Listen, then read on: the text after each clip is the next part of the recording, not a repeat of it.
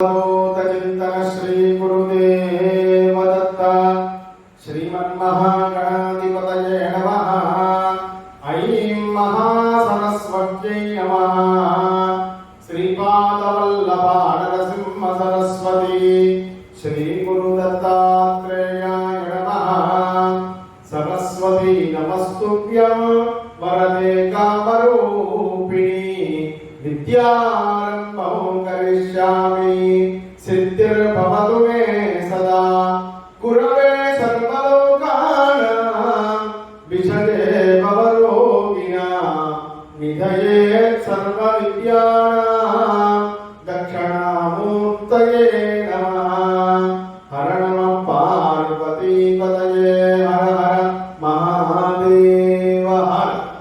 श्री ज्योतिर्वास्तु विद्यापीठ సేవకులకు సభ్యులకు వాట్సాప్ గ్రూప్లో ప్రతినిత్యం ఇక్కడ జరిగేటువంటి కార్యక్రమాన్ని వీక్షిస్తున్నటువంటి యూట్యూబ్ మాధ్యమంగా వీక్షిస్తున్నటువంటి మీకందరికీ కూడా ఆయురారోగ్య ఐశ్వర్యములు కలగాలని ఆ పరమాత్మను వేడుకుంటూ ఆశీర్వచనాలను అందజేస్తూ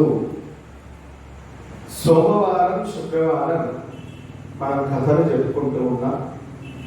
సోమనాథ జ్యోతిర్లింగం యొక్క కథను రెండు విభాగాలుగా విని ఉన్నాం. ఈరోజు సోమవారం తిరిగి శ్రీశైల మల్లికార్జున స్వామి వారి యొక్క చరిత్ర చెప్పుకోవాల్సింది ఉంది. కానీ ఈ సోమవారం ఈ శుక్రవారము దేవాలయ భిక్ష. మొన్ననే 31వ తేదీ రోజు ఇక్కడ భిక్షాకృతులు దేవాలయ నిర్మాణాంతర్గతమైనటువంటి భిక్షాకృతులు ప్రారంభమై ఉన్నది. మీ వాట్సాప్లలో ఆ లిస్ట్ కూడా వచ్చి ఉన్నది. అనేక మంది విద్యాపీఠానికి ఫోన్ చేసి వాటి గురించి తెలుసుకోవాలని అనుకుంటున్నారు. కాబట్టి ఈ వీడియోలో ఒక్కొక్క దాని గురించి దేవాలయ నిర్మాణంలో ఇంకా ఏమేమి ఉన్నాయి 54 విభాగాల గురించి ఇప్పుడు నేను చెప్తూ ఉన్నాను. చక్కగా శ్రద్ధగా విని మన వాట్సాప్లో 54 విభాగాలలో 600 మంది సేవకులకు అవకాశం ఉన్నది అని రాయడం జరిగింది. అని 54 విభాగాలలో కేవలం 245 మందికి మాత్రమే అవకాశం ఉన్నది. మన దేవాలయము అతి గొప్పమైనటువంటి దేవాలయం. అసలు దేవాలయ భిక్ష గురించి ఇంతకు ముందు ఒకసారి నేను వీడియోలో చెప్పడం జరిగింది. భిక్ష అంటే దేవాలయ నిర్మాణం కోసం మీరు సహాయం చేస్తున్నటువంటి ఒక గొప్ప అవకాశం, శాశ్వతమైనటువంటి అవకాశం. ఈ దేవాలయ నిర్మాణం రాయితో చేయడం జరిగింది. ఇక్కడ మీరు ఇచ్చేటువంటి రూపాయలను రూపంగా మారుస్తూ ఉన్నాం. అది ఒక విశేషమైనటువంటి ప్రక్రియ. అది ఇప్పుడే ఇవ్వవలసినటువంటి అవసరం కూడా లేదు. ఇది 31/7/2020లో ప్రారంభమైంది. 2024 పర్యంతం మీరు ఇందులో 54 విభాగాలలో ఏదైతే బుక్ చేసుకుంటారో దాన్ని మీకు అవకాశం రీత్యా 4 సంవత్సరాల పర్యంతం దాన్ని పూర్తి చేసుకునేటువంటి ఒక గొప్ప అవకాశం. దాంతోపాటు మనం ఉన్నాం, ఈరోజు ఉంటాం, రేపు వెళ్ళిపోతామండి. కానీ మనం చేస్తున్నటువంటి ఈ సేవ ఈ దేవాలయం ఎప్పటి వరకు ఉంటుందో అప్పటి వరకు ఉంటుంది. ఆ రూపంలో మనం ఈశ్వరుడిని సేవ చేస్తూ తరించిపోతాం. మనము మన తరతరాల వాళ్ళంతా. ఈ దేవాలయం సుమారు 6000 సంవత్సరాలు స్థిరీకరణగా ఉండి తీరుతుంది. కాబట్టి 6000 సంవత్సరాల పరిచయకు మనం ఇచ్చినటువంటి పద్మము, మనం ఇచ్చినటువంటి స్తంభం, మనం ఇచ్చినటువంటి ప్రాకార వినివేశం ఆ రూపంలో ఉండి ప్రతి క్షణము కూడా ఈశ్వరుని సేవ చేసేటువంటి అదృష్టం ఈ దేవాలయం యొక్క భిక్ష. ఈ దేవాలయ భిక్షను మనం ఈరోజు ఒక చారిత్రాత్మకంగా ప్రారంభించుకుంటున్నాం. చక్కగా వినండి అందరూ కూడా. యావత్ ప్రపంచంలోనే అతిపెద్దదైనటువంటి నందీశ్వరునితో ప్రారంభమవుతుంది. మనకు ప్రపంచంలో ప్రపంచంలోనే భారతదేశం ఉంది కాబట్టి మన ప్రపంచంలో అతిపెద్ద నంది ఏం తెలుసా? ఆంధ్ర రాష్ట్రంలో లేపాక్షిలో ఉంది. అది అతి పొడవైనటువంటి నంది, ఈశ్వరుని యొక్క వాహనం. ఎన్ని అడుగులు అంటే 27 అడుగుల 6 ఇంచులు ఉన్నది.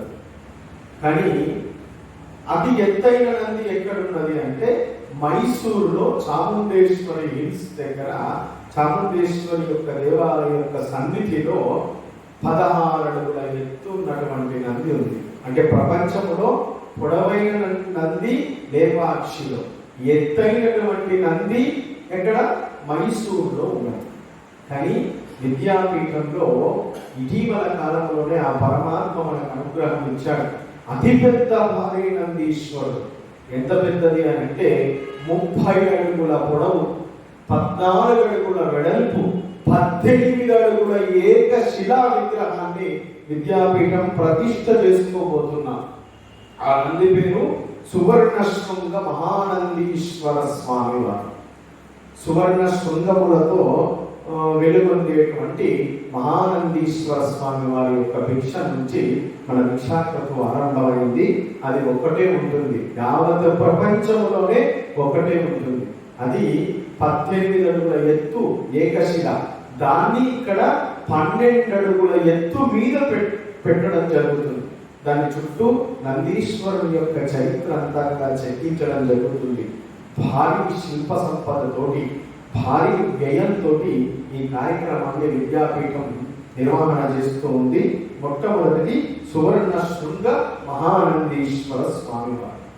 రెండవది శారదా ప్రాసాదము, శర్వాణి ప్రాసాదం. ఇక్కడ దేవాలయం వచ్చినటువంటి వాళ్ళకందరికీ కూడా ఉండడానికి కానీ, భోజనానికి కానీ, ఇక్కడ ఆశ్రమం నిర్వహణకు కానీ ఒక 2 పెద్ద శాలలను ఏర్పాటు చేయడం జరుగుతుంది. దాని పేరు గంగా ప్రాసాదము, గౌరీ ప్రాసాదం. గంగా ప్రాసాదము 120/60 కొలతల చేత, గౌరీ ప్రాసాదము 120/60 కొలతల చేత. అంటే మొత్తం ఈ 2 ప్రాసాదాలు కలిపి 240/60. అందులో మొదటి అంతస్తు పేరు ఏమిటి అంటే శారదా ప్రాసాదము. దాన్ని ఈ భిక్షలో ఉంచడం జరుగుతుంది. 240x60 హాల్ను మీ పేరు శారదా ప్రాసాదము విద్యాపీఠం పేరు సూచించడం జరుగుతుంది. కానీ దీనికి మీ ఇష్టం ఉన్నటువంటి పేరును కూడా పెట్టుకునేటువంటి అవకాశం ఉంటుంది. రెండవది శార్వాణి ప్రాసాదం. ఈ హాల్లో 2వ అంతస్తు మొత్తం పేరు దాన్ని శార్వాణి ప్రాసాదము అని అంటారు. అది కూడా భిక్షలో ఉంచడం జరుగుతుంది. 3, 4 అనేటువంటి భక్త నివాసాలు అవి తర్వాత వస్తాయి. సప్తమాతృక మంటపం భిక్షలో 4. బ్రాహ్మీ మాహేశ్వరి చైవ కౌమారి వైష్ణవి తథా వారాయి చైవ చాంద్రాణి. ఈ 7 సప్తమాతృకలు అని పేరు.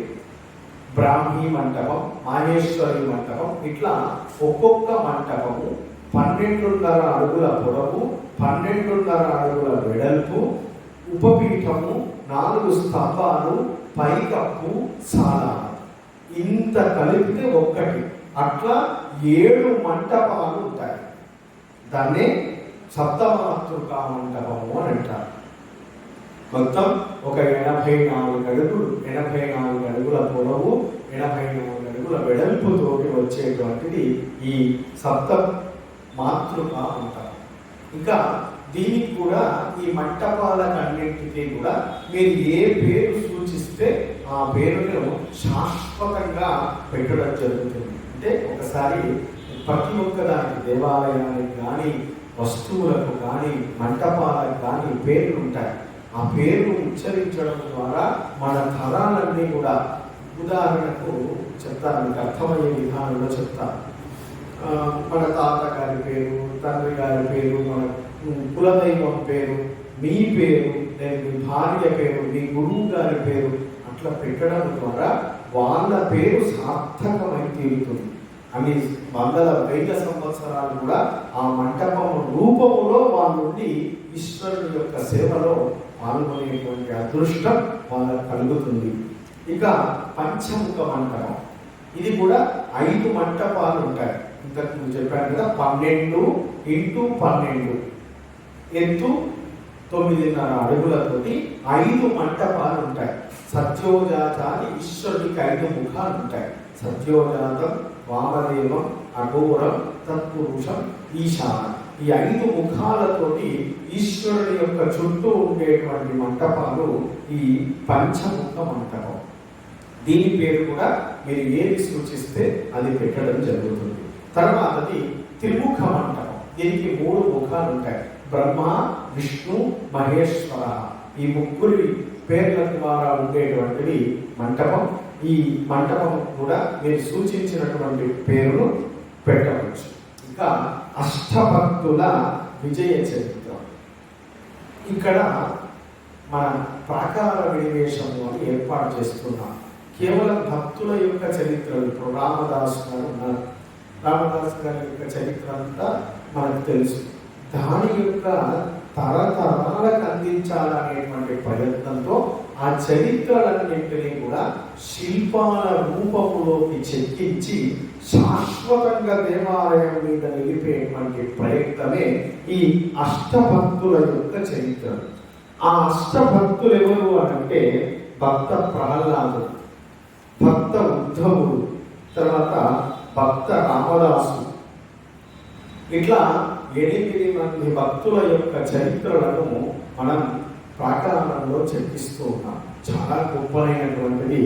చాలా ఒక్కొక్క భక్తుల యొక్క చరిత్ర 30 ఫీట్లు, అంటే సుమారు 240 ఫీట్ల పొడవు దాని కొలత.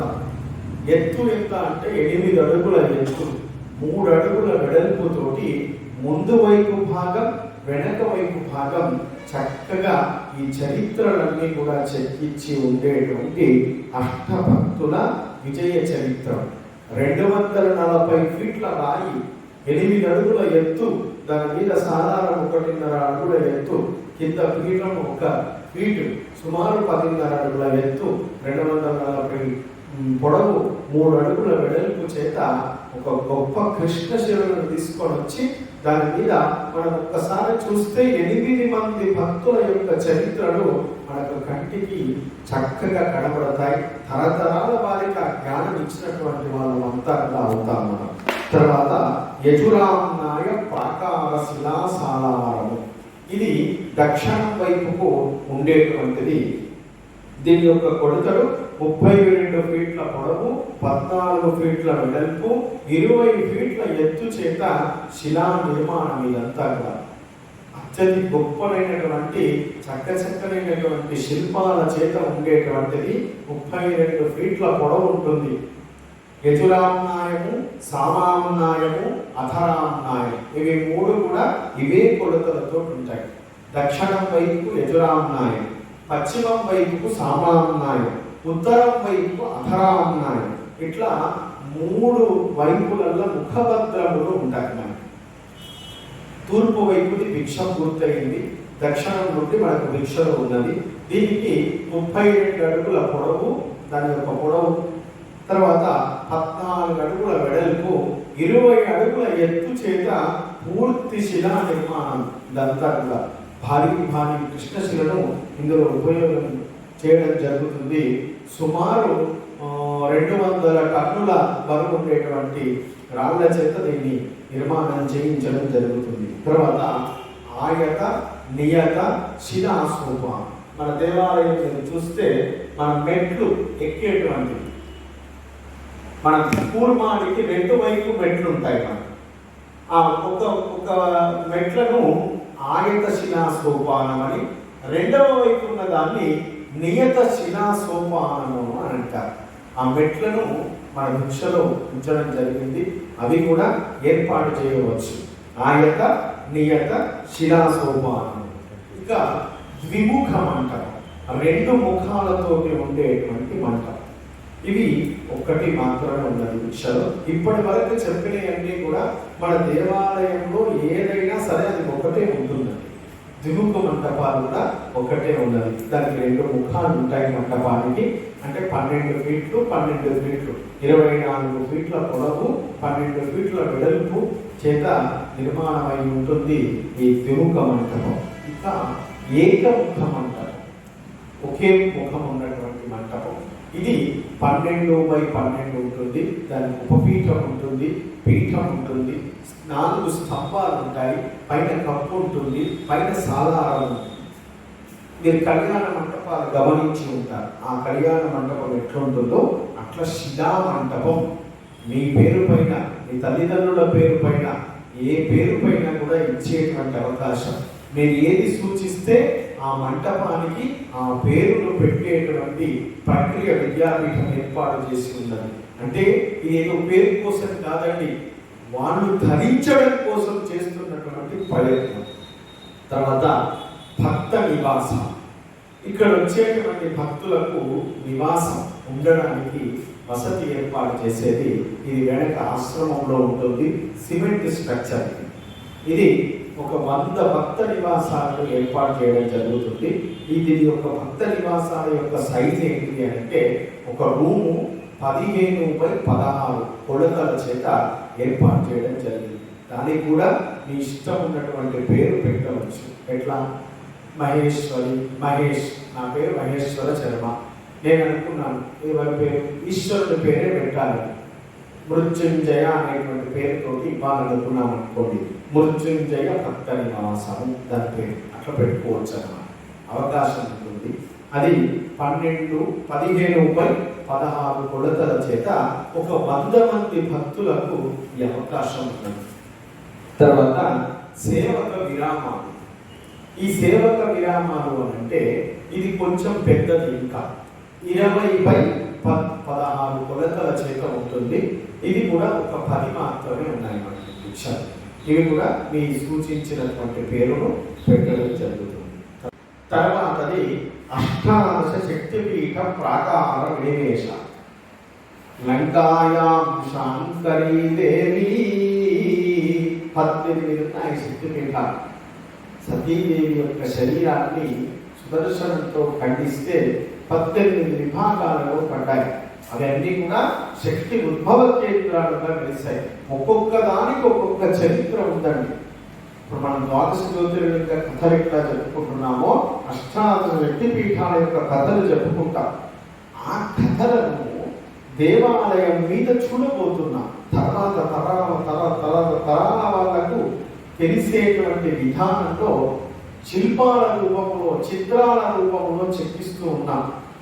అట్లా శాంకరీదేవి ప్రాకార వినివేశం, కామాక్షిదేవి ప్రాకార వినివేశం, శృంఖలాదేవి ప్రాకార వినివేశం, చాముండేశ్వరీదేవి ప్రాకార వినివేశం, జోగులాంబాదేవి ప్రాకార వినివేశం. ఇట్లా సరస్వతీదేవి, కాశ్మీర్ సరస్వతీదేవి ప్రాకార వినివేశం. ఇట్లా 18 చరిత్రలు. ఒక్కొక్కటి ఒక్కొక్క విధానంలో ఉంటుంది. ఒక్కొక్కరు ఒక్కొక్కటి తీసుకోవచ్చు, లేదా ఎవరికైనా ఇంట్రెస్ట్ ఉంటే 18 కలిపి తీసుకోవచ్చు. ఒక్కొక్కటి 30 అడుగుల పొడవు ఉంటుంది. 30 అడుగుల పొడవు పైన 8.5 అడుగుల ఎత్తు రాయి, 3 అడుగుల మందము గల రాళ్ళ మీద ఇవి చెక్కించడం జరుగుతుంది. అత్యద్భుతమైనటువంటి ప్రయత్నం. ఎంత చెప్పినా ఆ రోజు చూసేటప్పటికి మీకు తెలుస్తుంది. ఇప్పుడు నేను చెప్తే దాని గురించి పూర్తిగా అర్థం చేసుకోలేకపోవచ్చు. 30 అడుగుల రాయి అంటే ఆలోచన ఎంత ఉంటుంది? 30 అడుగుల పొడవు, 8.5 అడుగుల ఎత్తు, అందులో అన్ని విగ్రహాలు. ఒక్క విగ్రహం చూస్తేనే మనకి విగ్రహం కలుగుతుంది. 23,000 విగ్రహాలతో నిర్మిస్తున్నటువంటి దేవాలయం మన కైలాస ప్రస్థాన మహామేరు పంచముఖ ఉమామహేశ్వర స్వామి వారి దేవాలయం. ఇందులో ఏ సేవ చేసినా కూడా అదృష్టమే. ఇక ఇట్లా కామాక్షిదేవి చరిత్ర, శృంఖలాదేవి చరిత్ర, చాముండేశ్వరి దేవి చరిత్ర, జోగులాంబాదేవి చరిత్ర. మన జోగులాంబ మనం వెళ్ళొచ్చాం, అత్యద్భుతమైన కార్యక్రమాన్ని చేసుకుని ఉన్నాం. జోగులాంబ చరిత్ర, మూర్తి ఏ విధంగా ఉంది, ఇక్కడి నుండే మనం ఆ చరిత్రతో సహా ఆ మూర్తి రూపం దాని మీద, ఆ శిలల మీద ఉండి తీరుతుంది ఎల్లప్పటికీ. అటువంటి సేవ ఈ ప్రాకార వినివేశం. అట్లా 16 నుండి 33 వరకు మనకు లిస్టు మీకు వాట్సాప్లలో ఉంది, చూసుకోవచ్చు. ఇట్లా 18 ప్రాకార వినివేశాలు ఉన్నాయి. ఈ 18 కలిపి చేయొచ్చు, 1 చేయొచ్చు, 2 చేయొచ్చు, మీ ఇష్టం.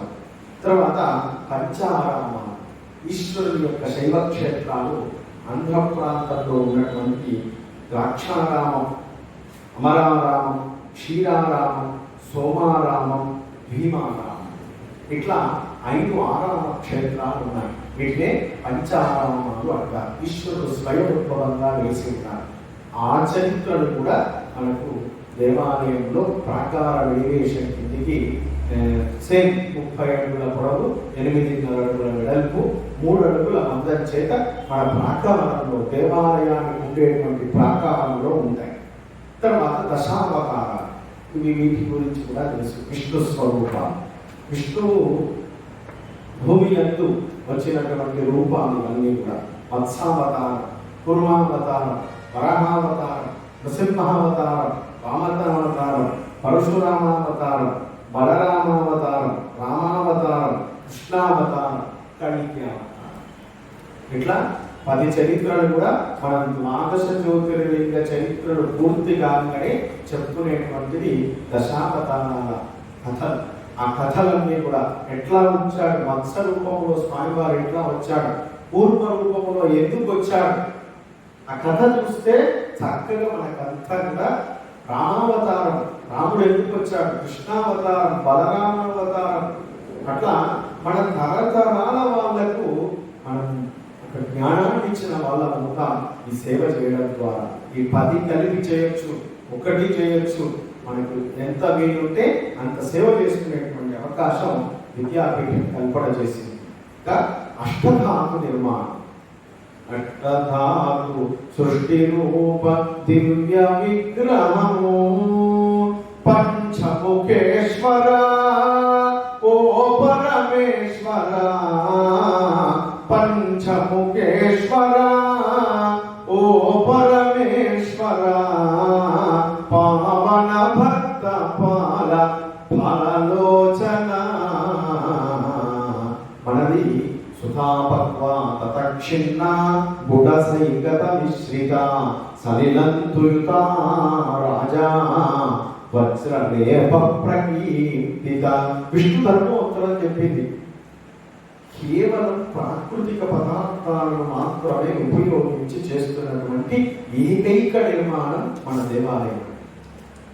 చాలా మంది అడుగుతున్నారు, వచ్చి సిమెంట్ లేదు, స్టీల్ లేదు, ఎట్లా చేస్తున్నారు చూడాలి. వచ్చి సున్నము, బెల్లము, త్రిబంధనం చేత కలిపి చేస్తూ ఉన్నాం. పైన అంతా కూడా దేవాలయం కృష్ణశిలన్నీ కూడా అష్టబంధనంతో చేస్తున్నాం. ఆ అష్టబంధనంలో ఉపయోగించేటువంటి ద్రవ్యాల భిక్ష అంటే జాయింటింగ్స్, ఒక్కొక్క రాయికి మధ్య 8 ద్రవ్యాలను తీసుకొని వేడి చేసి పైన కనబడేటువంటి దేవాలయంలో ఎక్కడ బెల్లం కానీ ఇసుక కానీ ఏం ఉపయోగించరండి. 8 రకాల జిగురు పదార్థాలను ఉపయోగిస్తారు. వాటిని వేడి చేసి రాయికి మధ్యలో పోసేస్తారు. తర్వాత మనం పెట్టి కొడితే ఒకవేళ వీక్గా ఉంటే రాయట వెళ్ళిపోతుంది, కానీ ఆ బంధనం మాత్రం తొలగదు. ప్రతిష్టలో మీకు చూస్తారు, ప్రతిష్టలో రాణికి అంటే విగ్రహానికి పీఠానికి అనుసంధానం చేసేది దాన్ని అష్టధాతు నిర్మాణము అంటారు. అటువంటి అష్టధాతు నిర్మాణంలో 46 మంది సేవకులకు సేవ చేసుకునేటువంటి అవకాశం ఉంది. వీళ్ళు కూడా గొప్ప వాళ్ళు, ఎందుకంటే ప్రతి జాయింటింగ్ లో వాళ్ళు ఉంటారు.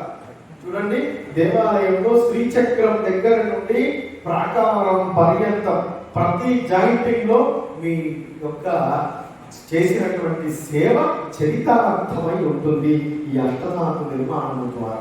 ఇది కూడా మనకు 46 మందికి సేవ చేసుకునేటువంటి అవకాశం ఉన్నది. తర్వాత పాదపద్మద్వయం, చూడండి దేవాలయంలో ఈశ్వరునికి కమలానికి కూర్మానికి మధ్య పద్మాలలో ఈశ్వరుడు ఉన్నాడు. అక్కడ ఈశ్వరుడు, ఆ ఈశ్వరుని దగ్గరకు వెళ్ళడం కోసం నిర్మించేటువంటివి పాదపద్మాలు, మనం నడిచేటువంటి దారి. అది 2x2 సైజు పద్మాలు 2 ఉంటాయి. దాన్ని పాదపద్మద్వయము అని అంటారు. తర్వాతది పాదపద్మం, అది ఒక్కటి ఉంటుంది. ఇట్లా మనకు 51 విభాగాలు పూర్తి చేసుకొని ఉన్నాం. ఇదంతా సాధ్యం కానటువంటి వాళ్ళ కోసం ఇవన్నీ కూడా రాయిలో కాబట్టి చాలా వ్యయంతో కూడుకున్నటువంటివి. మీకు వ్యయం కావాలంటే ఈ భిక్షా ఇన్ఛార్జ్ కృష్ణ గారి యొక్క నంబర్ ఇవ్వడం జరుగుతుంది. దాంట్లో మీరు వారికి ఫోన్ చేస్తే దేనికి ఎంతో వాళ్ళు చెప్తారు. అది 4 సంవత్సరాల పర్యంతం చేసుకోవచ్చు. డబ్బు ఉంటుందండి, అది అనేక వ్యర్థంగా మనం చేస్తూ ఉంటాం. మనము పుట్టినప్పటి నుండి ఇప్పటి వరకు ఎంతో సంపాదన చేసాం, ఎంతో ఖర్చు చేసాం. ఉందా మనం ఎంత సంపాదించినామో అంతుందా? ఎవ్వరికి, ఇంకే కాదు ఏ ఒక్కరికి కూడా ఉంటుంది. డబ్బంటేనే లక్ష్మి చాంచల్యరహిత అది వస్తూ ఉంటుంది, వెళ్ళిపోతూ ఉంటుంది. కానీ మనం చేసే పని సార్థకమవుతుంది ఈ దేవాలయం ద్వారా. మనం పుట్టినందుకు సార్థకత ఏమిటి అని అంటే ఇటువంటి గొప్ప గొప్ప నిర్మాణముల యందు మీకు యథోచితమైనటువంటి సేవ. ఏదో మీరు ఇబ్బంది పడి చేయమని చెప్పాను నేను, అసలు చెప్పండి ఇక్కడ ఎవరికి ఏది ప్రాప్తం ఉన్నదో మీ ద్వారా ఈశ్వరుడు ఏ సేవ చేసుకోవాలో ఆయన ఇచ్చినటువంటి బుద్ధి ద్వారా మీరందరూ సేవలో పాల్గొనేటువంటి అవకాశాన్ని కల్పించడం కోసమే ఈ వీడియో రూపొందించి మీకు అందరికీ చేరవేస్తూ ఉన్నాను. స్వామి మాకు అంత కాదు, వీలుంటే ఒక శిల దగ్గర నుంచి చెప్తున్నాను నేను, 20 రూపాయల దగ్గర నుండి 3 కోట్ల వరకు భిక్ష చేసేటువంటి అవకాశం పెట్టాము. ఎవరికి ఏది వీలుంటే 20 రూపాయలు లేని వ్యక్తి ఉండదు కదండి. ఒక్కసారి మనం ఆటో దగ్గరికి వెళ్ళేసి వస్తేనే మనం ఛార్జ్ ఇచ్చేస్తాను. అది ఒక్క పూట మరి చరిత్రలో శాశ్వతంగా ఉండిపోయేటువంటి ఒక గొప్ప నిర్మాణానికి మనం అందరం సహాయం చేద్దాం.